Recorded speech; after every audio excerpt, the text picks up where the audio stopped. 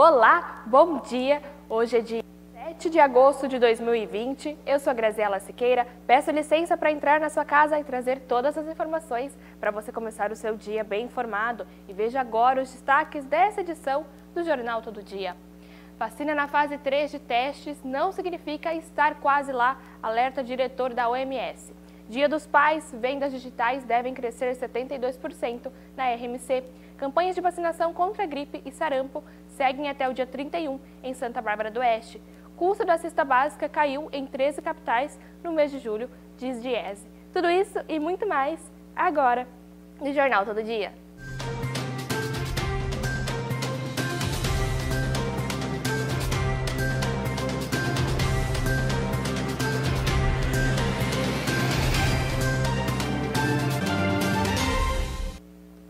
E o diretor executivo da Organização Mundial da Saúde, a OMS, Michael Ryan, afirmou nesta quinta-feira que o fato de que uma candidata para a vacina da Covid-19 chegar à fase 3 de ensaios clínicos não significa que ela esteja quase lá para ser utilizada. E durante a entrevista coletiva, Ryan lembrou que há 6 candidatos já na fase 3, sendo 3 da China, uma da AstraZeneca, em parceria com a Universidade de Oxford, outra da Moderna e a última de Pfizer, mas também notou que não necessariamente uma delas será bem sucedida. A fase 3 não significa quase lá, significa que é a primeira vez que a vacina será aplicada na população em geral em indivíduos saudáveis para ver se ela os protegerá, deletou Ryan.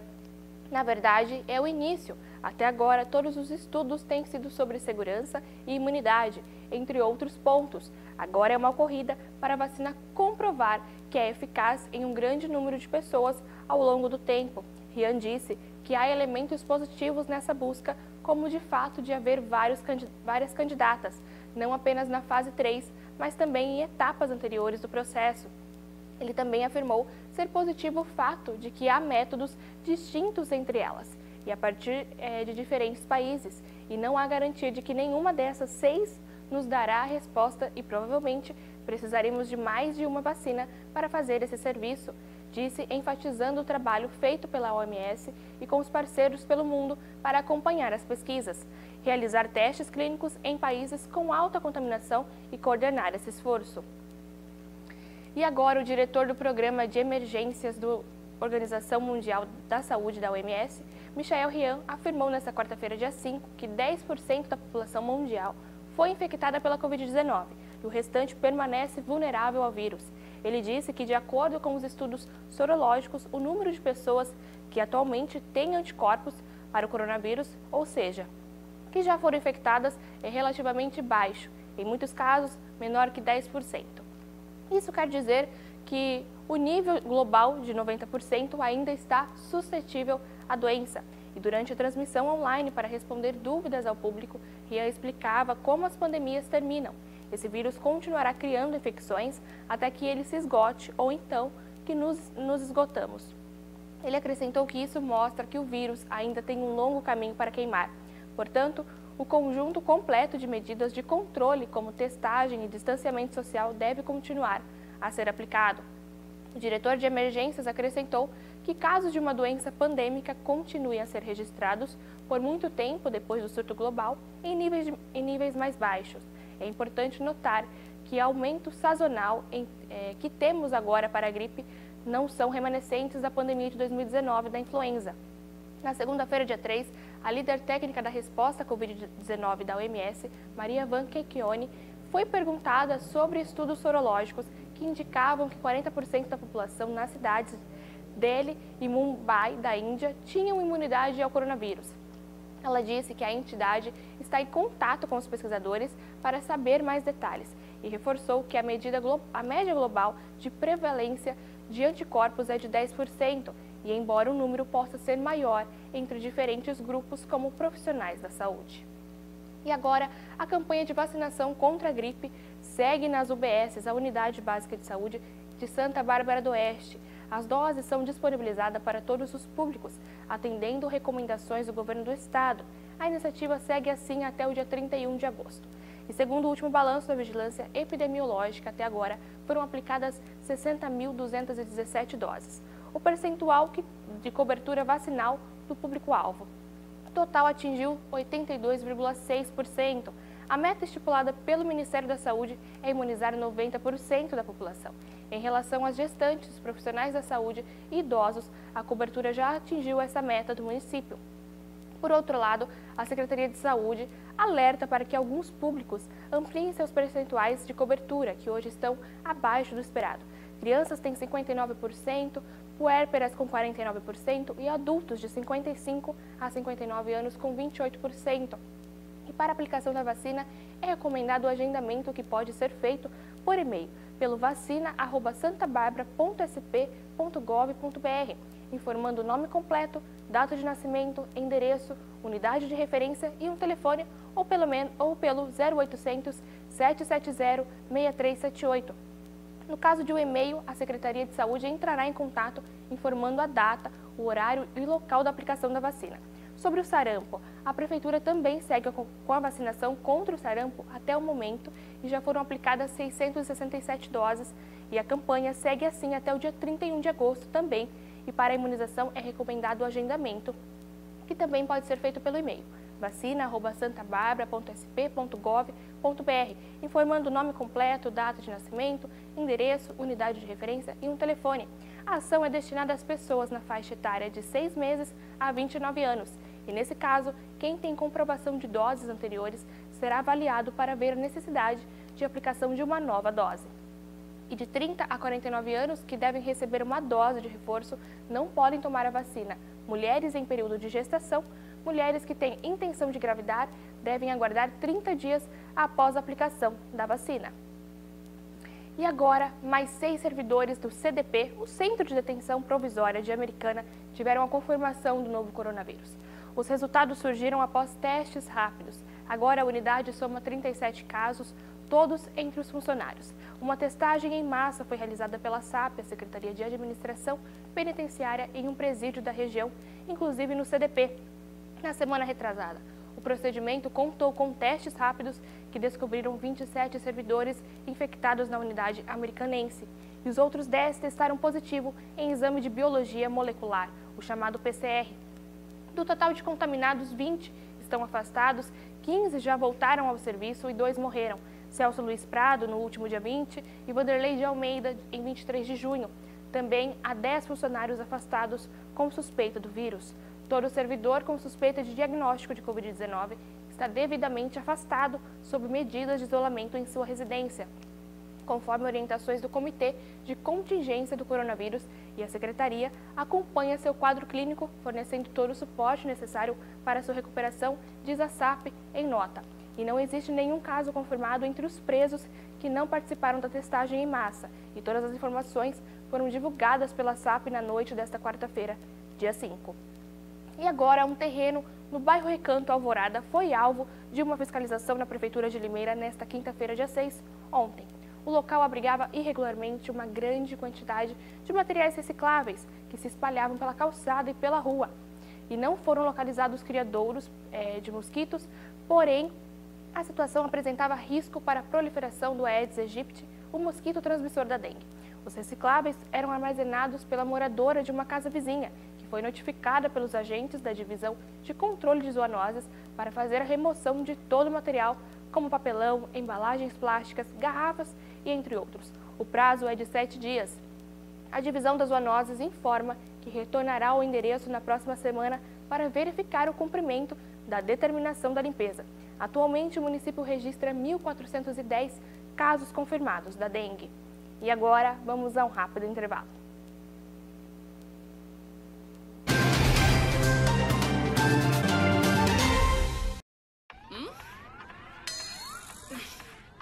What's wrong, bro? Did you talk to her?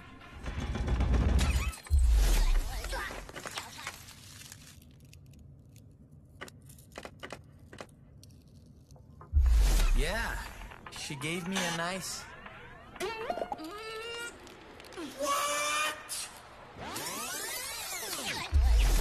What's wrong, bro? Did you talk to her?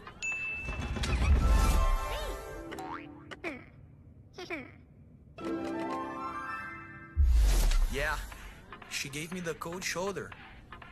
That's rough, buddy. apanhe do inglês. Na Influx, você aprende a pensar em inglês e domina o idioma em menos tempo. Domínio do inglês mais rápido, a Influx garante. Pensou em inglês? Pensou em Influx.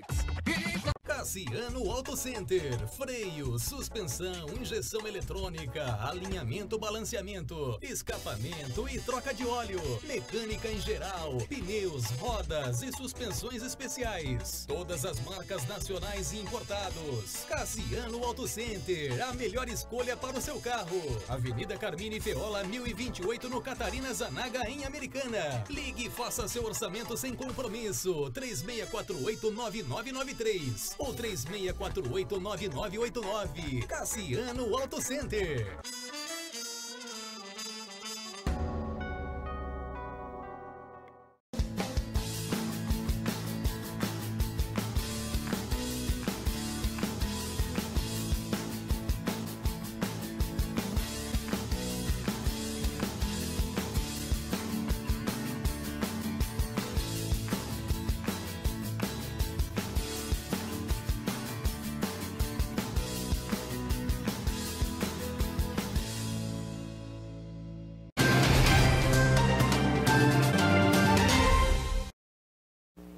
E estamos de volta com o Jornal Todo Dia. O programa segue ao vivo nas redes sociais, através do Facebook e do YouTube. Bom dia, você que ligou sua TV agora, aqui no canal 14.1 da TV Todo Dia Digital.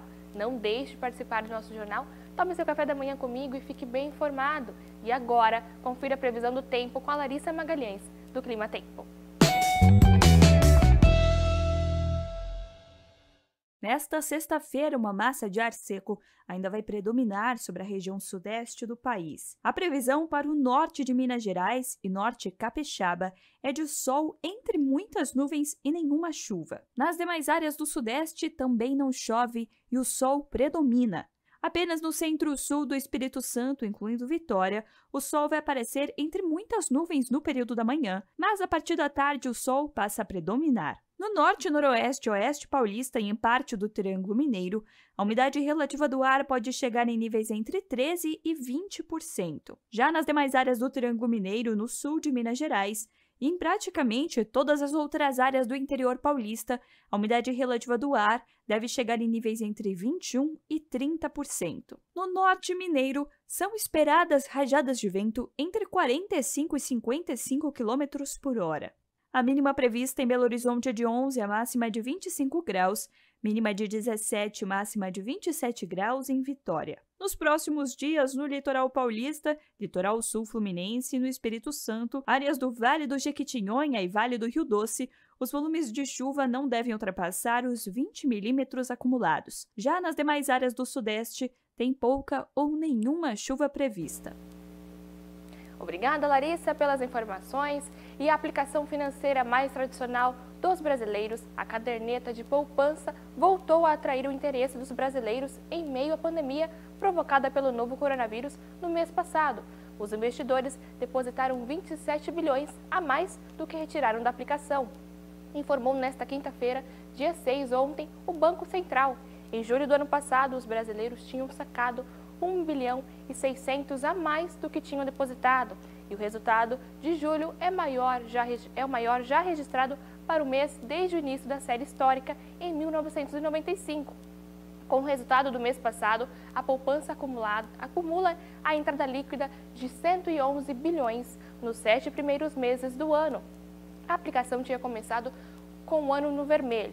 Em janeiro e fevereiro, os brasileiros retiraram 15 bilhões a mais do que depositaram, e a situação começou a mudar em março, com o início da pandemia da Covid-19, quando os depósitos passaram a superar os saques. O interesse dos brasileiros na poupança se mantém, apesar da recuperação da Bolsa de Valores nos últimos meses, da melhora das condições de outros investimentos, como títulos de tesouro. E nos 2 primeiros meses da pandemia, as turbulências no mercado financeiro fizeram investidores migrar para a caderneta. Sobre o rendimento, com o rendimento de 70% da taxa Selic, juros básicos da economia, a poupança atraiu mais recursos mesmo com os juros básicos em queda. E com a recente redução da taxa Selic, o investimento está rendendo menos que a inflação. Nos 12 meses terminados em julho, a aplicação rendeu 13,12%, segundo o Banco Central. E no mesmo período, o Índice Nacional de Preços ao Consumidor, o Amplo 15, o IPCA, menos 15, que serve como prévia da inflação oficial, atingiu 2,13%. O IPCA cheio de junho será divulgado pelo Instituto Brasileiro de Geografia e Estatística, o IBGE, hoje, dia 7. Para esse ano, o boletim Focus, pesquisa com instituições financeiras, divulgado pelo Banco Central, prevê inflações oficial de 1,63% pelo Índice de Preços ao Consumidor Amplo, o IPCA. E com o atual, a fórmula, a poupança renderia 1,4% este ano, caso a Selic de 2% ao ano, definida no dia 5 pelo Banco Central, estivesse em vigor desde o início do ano. E, no entanto, como a taxa foi sendo reduzida ao longo dos últimos meses, o rendimento acumulado será um pouco maior. Sobre o histórico, até 2014, os brasileiros depositaram mais do que retiraram da poupança. Naquele ano, as captações líquidas chegaram a 24 bilhões com o início da recessão econômica em 2015. E os investidores passaram a retirar dinheiro da caderneta para cobrir dívidas. Em um cenário de queda da renda e de aumento de desemprego, em 2015, 53 bilhões foram sacados da poupança, a maior retirada líquida da história. Em 2016, os saques superaram os depósitos de 40 bilhões e a tendência inverteu-se em 2017, quando as captações excederam as retiradas de 17 bilhões e em 2018, com a captação líquida 38,26 bilhões. Em 2019, a poupança registrou a captação líquida de 13 bilhões. E agora, sobre as vendas do Dia dos Pais. As vendas digitais para os Dias dos Pais deste ano devem crescer 72% na RMC, a região metropolitana de Campinas, em relação à mesma data em 2019. O faturamento poderá chegar aos seus 104 milhões contra os 60 milhões registrados no ano passado. A projeção foi feita pela ASIC, Associação Comercial e Industrial de Campinas, e de acordo com o economista da associação, Laerte Martins, o efeito pandemia dinamizou as vendas pelo comércio eletrônico, já que a quarentena reduziu de maneira significativa a circulação de pessoas. O isolamento social está levando o consumidor a se utilizar de compras por e-commerce, indicando uma mudança de hábito que vejo para ficar a crescer no comércio varejista, disse. Para a presidente da SIC, Adriana Flose, o momento é de otimismo. Até o final do ano, acredita que o varejo deve voltar a um patamar próximo ao que apresentava antes da pandemia. As estimativas apontam que as vendas referentes ao Dia dos Pais na RMC devem crescer 12% e 15% em relação às que foram registradas nos primeiros 10 dias de julho. A reabertura parcial das lojas e a retomada de outras atividades aliadas à melhora dos indicadores da pandemia, com a redução das taxas de ocupação das UTIs, a unidade de terapia intensiva e de novas internações na região, geram confiança e o próprio comportamento do consumidor deve melhorar, aponta a associação. E segundo ela, no entanto, não é a hora de relaxar. Não podemos nos esquecer de que a pandemia não acabou e é imprescindível o comprometimento de todos para que a região seja reclassificada o mais rápido possível para a fase amarela do Plano São Paulo, disse ela. E além de orientar o comércio, a associação criou um guia com orientações de boas práticas de compras para os consumidores. A SIC segue com uma programação de eventos online com o objetivo de auxiliar os empreendedores na gestão de seus negócios. Nesse momento de retomada, as atividades econômicas para agosto estão previstas lives gratuitas com temas de liderança e técnicas para vender pelas redes sociais e por aplicativos de mensagem. Um programa de network também faz parte do calendário de atividades e busca potencializar a rede de contatos dos participantes, criar parcerias de novos negócios e contribuir para o crescimento no faturamento das empresas. As dicas para o consumidor: evitar sair acompanhado, planeje as compras com antecedência para ficar menos tempo na rua, mantenha a distância de outras pessoas e opte por vias com menos aglomerações sempre que possível. Deixe as compras para depois do quinto dia útil, quando muita gente recebe o salário e sai de casa para gastar. E agora, no mês de julho, o custo da cesta básica caiu em 13 das 17 capitais analisadas pelo Departamento Intersindical de Estatísticas e Estudos Socioeconômicos, o DIESE. Nas outras 4 capitais, o custo subiu e entre as capitais analisadas, a cesta básica mais cara encontrada foi a de Curitiba, onde o preço médio estava em torno de R$ 526,14, seguida por São Paulo com um custo médio de R$ 524,74. A cesta mais barata era a de Aracaju, com um preço médio de R$ 392,75. Em Curitiba, o preço da cesta cresceu 3,97%, que também ocorreu em Florianópolis, com crescimento de 0,98%, Campo Grande com 1% e Recife com crescimento de 0,18%. Sobre a coleta, por conta da pandemia do novo coronavírus, o DIESE suspendeu a coleta presencial de preços e começou a coletar os preços por meio de telefone, aplicativos de entrega, e-mail e consultas de internet. Com a dificuldade para coletar esses dados, a amostra teve que ser reduzida. Somente na capital paulista, a coleta continua sendo feita de forma presencial. Entretanto, é importante levar em consideração que as variações devem ser relativizadas, uma vez que os preços médios observados são resultados não só da atual conjuntura, mas do fato de não ter sido possível seguir à risca a metodologia da pesquisa. E sem a coleta presencial, os preços podem estar subestimados ou superestimados, explicou a entidade, ressaltando que os dados captados pela internet refere-se, em geral, às grandes redes varejistas com lojas online. Outro problema que pode interferir no preço é o fato de que os produtos podem ser de marcas diferentes das que eram habitualmente coletadas na pesquisa presencial.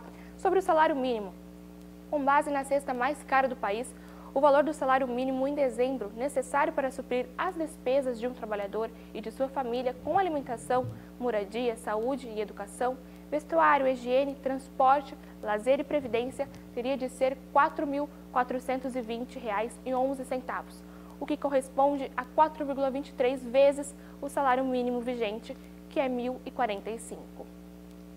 E agora vamos falar dos mandamentos da execução de uma ex-aeromoça no bairro Maranguape 2, em Paulista, na região metropolitana de Recife, capital de Pernambuco. Foram presos em Campinas, Hortolândia e Indaiatuba, na Operação Caixa Preta, deflagrada pela Polícia Civil deste estado da região Nordeste, na manhã desta quinta-feira, dia 6. Foram cumpridos 11 mandatos de prisão, 9 preventivas e 2 temporárias, e 7 de busca de apreensão em Olinda e Paulista, em Pernambuco e em 4 cidades de São Paulo. Delegados de Pernambuco e de São Paulo cumpriram os mandatos, 2 celulares, um pendrive e um tablet foram apreendidos na região nesta operação. Foram presos um piloto de 27 anos no Jardim Ouro Verde, em Campinas, a namorada dele, uma advogada de Indaiatuba, e mais 2 homens e uma mulher de Hortolândia. Outra pessoa foi presa em Castilho, no interior de São Paulo. 3 pessoas foram presas em Olinda e Paulista porque foram executadores do crime. Outras 2 pessoas já estavam presas pelo crime. E pelo que o PC apurou, o crime teve 3 mandantes. 6 fizeram parte da tramóia e foram intermediários de 2 executaram um feminicídio. Um familiar do piloto de Campinas foi quem localizou os executadores e encomendou a morte de 2 pessoas de Pernambuco. O crime teve repercussão nacional porque a vítima, Dina Cristina da Silva, então com 35 anos, foi executada na frente da filha bebê com 8 meses e da mãe dela em 24 de outubro do ano passado. A vítima foi morta com 3 disparos na cabeça e 2 no corpo. Morreu na hora. Dina estava com a mãe e a filha pequena no mesmo quarto da casa em que morava no bairro Maranguape 2. E por volta das 4 horas da madrugada, 2 homens arrombaram a porta e tiveram acesso à casa. Inicialmente, a vítima pensou que a investida se tratava de um assalto e ofereceu a bolsa e o celular aos criminosos que atiraram nela.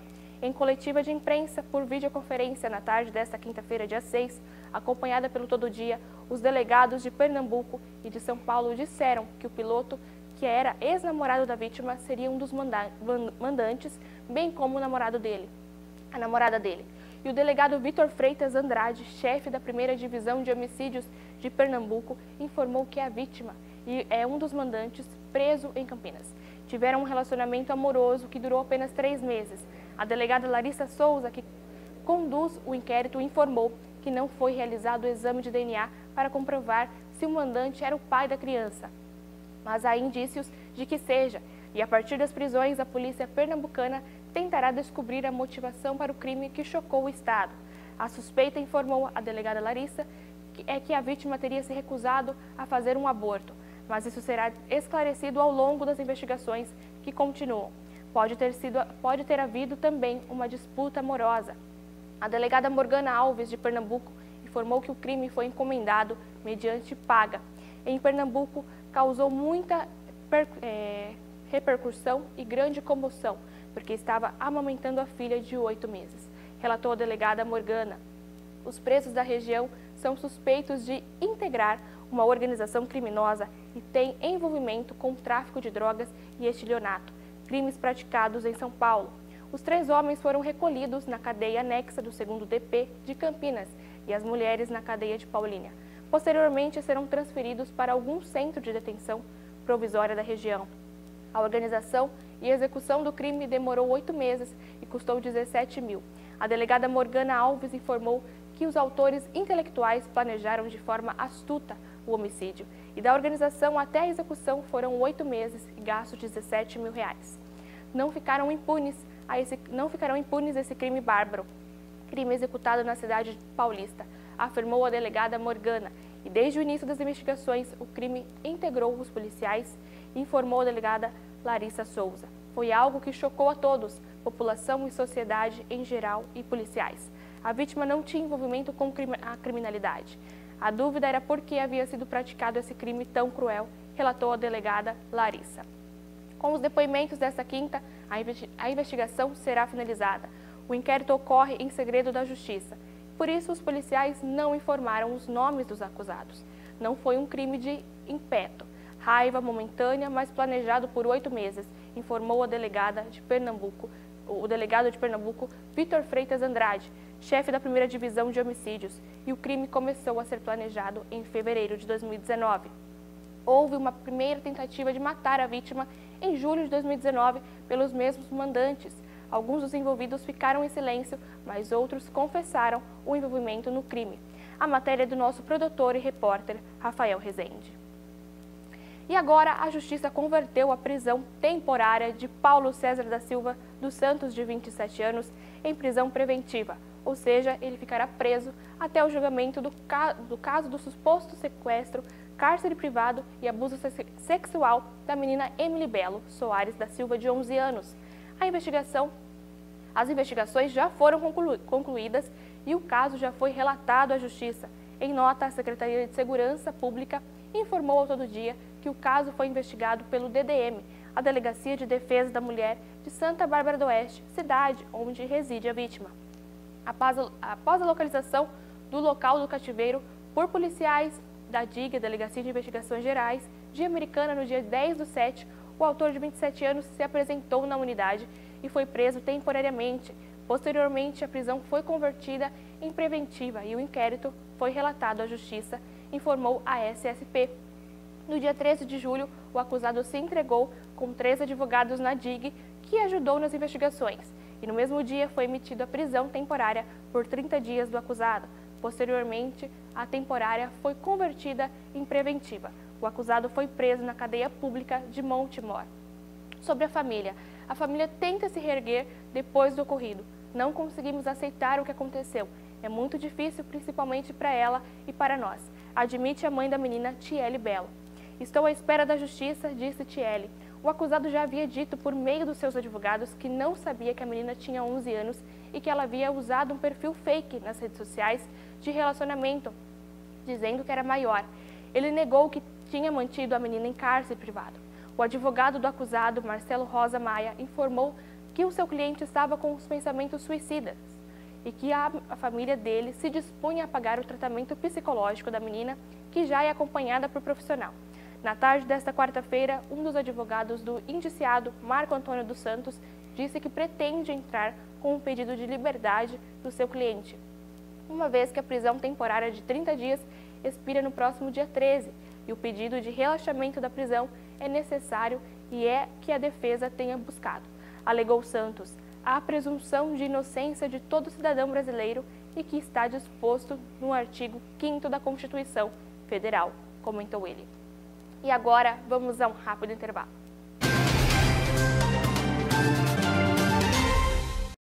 O mundo precisa conhecer o Brasil by Brasil. Somos exemplo de sustentabilidade, com mais de 60% de nossa vegetação nativa conservados. Temos a maior biodiversidade do planeta, com mais de 100 mil espécies animais e 40 mil vegetais, 20% da vida da Terra. Nossa matriz energética é limpa e renovável e temos um código florestal que é modelo para o mundo. Conheça um novo Brasil, consciente e sustentável. Conheça o Brasil by Brasil. O carro morreu, não passe vergonha. Seu veículo não quer ligar e você não sabe o que fazer? Ligue para a Central das Baterias, que iremos socorrer você e seu carro. Central das Baterias. Parcele em até 6 vezes no cartão. Você pode pedir sua bateria via WhatsApp. Simples, rápido e fácil. 974155654. Central das Baterias, Avenida da Saudade, número 20, Americana.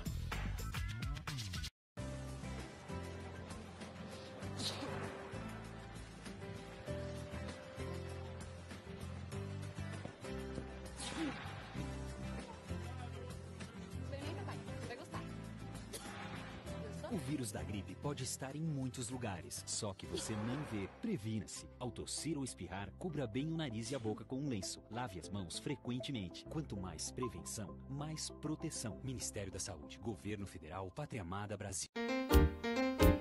Condomínio Serelepe, na cidade de Santa Maria da Serra. Um lindo condomínio fechado com fundo para o Rio Piracicaba. Com toda a infraestrutura, área de lazer em um local privilegiado para você. O melhor para sua família você encontra aqui. Lotes de 1.000 metros, parcelados em até 24 vezes sem juros para você. Faça já sua reserva. Ligue 019 99811 9634 ou 019 99236 2355. Condomínio Serelepe, o melhor para você e toda a sua família.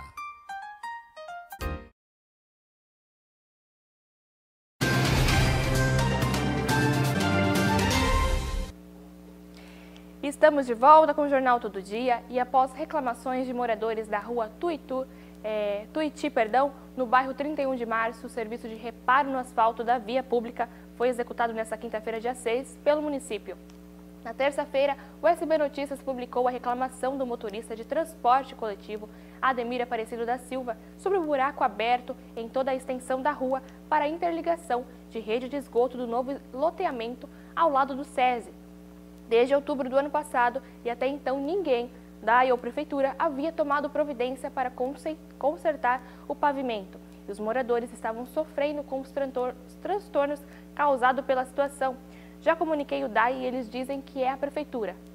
Por sua vez, a Prefeitura diz que é responsabilidade do DAI e ninguém resolve. Desde outubro, a rua está nessa baderna. Já nasceu até mato e até agora nada de reparo. É uma pouca vergonha, desabafou o morador na reportagem. Ontem mesmo, no dia 6, Ademir informou que funcionários estiveram no local executando os reparos necessários na camada asfáltica. Situações perdurou assim por quase 10 meses. E agora, o vereador José Luiz Fornazari, o JOI do Partido Verde, protocolou requerimento de informações à administração municipal com relação à balança no aterro sanitário. Ele afirmou que foi procurado por munícipes que querem saber se a balança do aterro sanitário se encontra em funcionamento.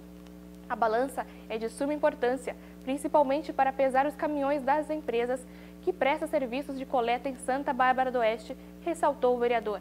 E no requerimento, o JOI pergunta se a balança está em perfeito funcionamento ou está inoperante e de que forma estão sendo pesados os caminhões que passam pelo aterro para o descarte. O vereador pergunta ainda como está sendo feito o controle de peso de todos os produtos que são descartados no aterro que envolvem valores. E agora o Ministério Público, o MP, a Prefeitura de Limeira e a empresa Sansetur fecharam um acordo nesta quarta-feira, dia 5, sobre a circulação de ônibus durante o período da pandemia. O entendimento ocorreu durante a audiência de conciliação ocorrida em razão de uma ação civil pública movida pelo MP a respeito do assunto. o resultado trará benefícios para a população com acordo e a ação será arquivada. E durante a audiência, a Prefeitura e a Sansetur decidiram que vão ampliar a frota de ônibus aos domingos, já a partir deste final de semana. No domingo vão circular ônibus nas 16 linhas principais, situação que contemplará reivindicações feitas por usuários do sistema. Já de segunda a sábado, a circulação será restrita e 1/3 da frota. Porém, haverá reforço de linhas durante os horários de pico, para tanto, haverá remanejamento de veículos das linhas onde não houver movimento. O acordo fechado na quarta-feira, dia 5, consolida ainda medidas que já estavam sendo adotadas, como a higienização permanentemente de ônibus e também da disponibilidade de álcool em gel no terminal central urbano do TCU. E segundo o secretário de Jurídicos, Daniel de Campos, o entendimento resultará na melhor forma de atendimento à população, sem provocar ociosidade nas linhas e de uma forma que não cause impacto para o custo operacional no sistema. Conforme o termo celebrado entre as partes, a ampliação de linhas e de ônibus se dará de forma gradativa conforme ocorrer alterações no faseamento do Plano São Paulo. De forma, quando o município voltar à normalidade e chegar à fase verde, 100% dos ônibus estarão novamente em funcionamento. E agora, um acidente de trânsito no início da tarde desta quinta-feira, dia 6, deixou uma pessoa ferida no Vila Giotto, em Limeira. Segundo informações apuradas pelos Notícias de Limeira, no local a condutora de um Corsa seguia pela rua Amério Vieira, quando ao acessar a rua Hermínio Liberti, sentido bairro, teria perdido o controle da direção, vindo a colidir contra um poste de energia elétrica. Com a colisão, a passageira que estava no banco da frente, de 32 anos, bateu com a cabeça no para-brisa, sofrendo um corte na testa. Uma mulher de 50 anos que estava no banco de trás queixava-se de dores no nariz após bater o rosto com o banco da frente do veículo. Uma criança de 4 anos que estava no banco de trás, assim como a condutora do Corsa, não sofreram ferimentos. Uma equipe do SAMU foi acionada até o local e socorreu a mulher de 32 anos, que foi encaminhada à unidade de pronto atendimento do UPA do Abílio Pedro. E vamos agora a um rápido intervalo. –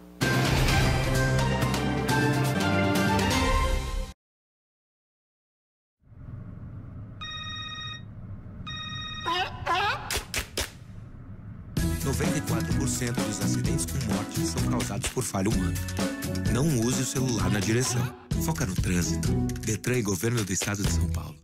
Um oferecimento. Restaurante Arte e Sabor. 19 3407 6729. Nova TV Todo Dia. Canal 14 do seu digital da sua TV. No seu bairro para ouvir a sua reclamação. Entre em contato com a nossa produção que nós iremos até você. Sintonize Canal 14 da sua anteninha digital. É a TV Todo Dia nos 4 cantos da cidade, levando a informação com alta credibilidade.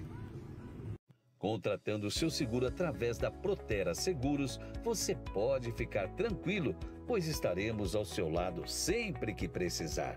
Confie em seu seguro através da Protera Seguros e saiba por que nossa experiência e credibilidade fazem a diferença. Protera Seguros, sempre ajudando a proteger você, sua família e seu patrimônio. Ligue ou mande um WhatsApp e faça sua cotação. 019 998 39 8277 ou acesse www.proteraseguros.com.br. Estamos de volta com o Jornal Todo Dia e domingo, dia 9 de agosto, será comemorado o Dia dos Pais. A você que tem seu pai distante, peço que use a tecnologia ao seu favor nessa data tão especial. Faça uma chamada de vídeo com ele, relembre momentos felizes e diga o quanto você o ama. Afinal, a vida passa tão rápido, não é mesmo? A você que tem o seu paizinho pertinho, que alegria compartilhar esse momento mais um ano. Fica aqui a minha homenagem, tem um textinho que eu dedico a todos os pais. Ah, meu pai, que os seus olhos sempre me alcancem. Agradeço a ti pelo sentimento, pelo sentir-se capaz de proteger, de cuidar e de ser pai. E por mostrar-se pai quando muitos se escondem. Amor de pai é luz além da formalidade e espero poder demonstrar diariamente o meu carinho. Pai, aprendi com você que que a vida é cheia de obstáculos, onda, castelos de areia, muros e quebra-cabeças. Mas também aprendi que para cada dificuldade existe uma solução. Muito obrigada por ser o meu melhor professor que a vida poderia me dar. Eu sei que a gente não é muito de falar eu te amo, mas saiba que não há sequer um dia que eu não sinta isso dentro de mim. Feliz Dia dos Pais a todos os pais e eu encerro essa edição. Obrigada pela companhia de todos os dias. Te espero na segunda-feira, às 7h15, aqui no mesmo horário na TV Todo Dia. Fique ligadinho na nossa programação. Ao meio-dia tem muito mais informação com a Luciana Ribeiro no jornal Todo Dia News. E fique agora com a bênção de todo dia com o pastor Vanderlei Carceliano. Um ótimo final de semana e feliz Dia dos Pais. Tchau!